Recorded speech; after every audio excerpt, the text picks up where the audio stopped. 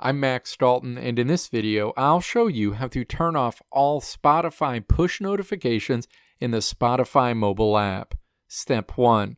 Open the Spotify app on your iPhone, iPad, or Android device, and then tap your profile icon on this screen to open a menu.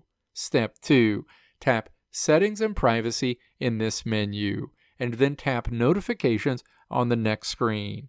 You'll land on the notification screen where you'll see a list of all Spotify notifications.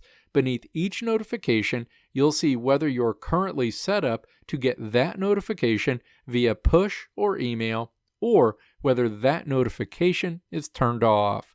Because there's no bulk option to turn off all Spotify push notifications, you'll need to find each push notification and turn it off individually. Step 3. Tap one of the notification types that you want to turn off push notifications for, and then tap to toggle off push on the next screen.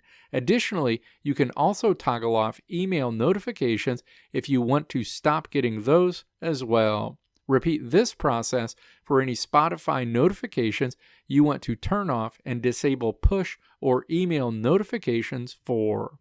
Let me know if this video helped you out in the comments below. If you liked what you saw here, click the video links on the right side of the screen to check out another video.